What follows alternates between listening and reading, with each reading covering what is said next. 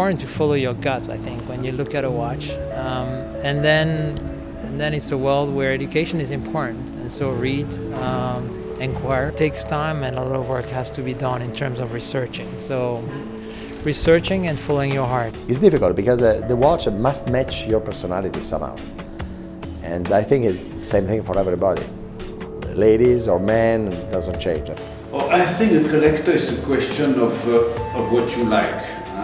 Personally, I collect a few things, but just only because I have, what we say in French, a coup de cœur. You see, your heart thinks that you like this. It's not a question of the value that can reach these products later. For some people, it's an investment.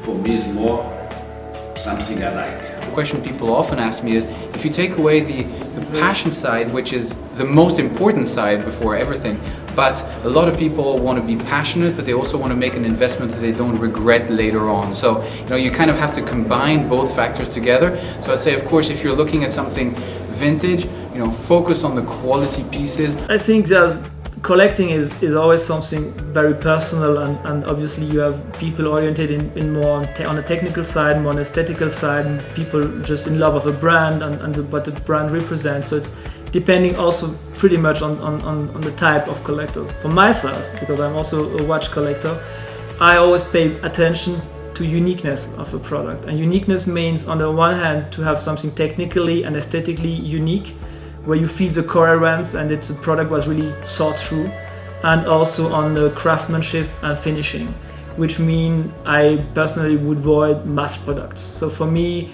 I like it to be unique and I like it to be well done, and it defines for me luxury, and I think a product keeps its value if both aspects are fulfilled. I think that when it comes to collecting, monetary value shouldn't be as important as emotional value. There's if a piece speaks to you and really appeals to you on an emotional level, I think that's what's more important. Collecting is something very personal. I mean, I do collect watches, I also collect art, and I think what's the most important is you have to collect what you feel emotionally connected to.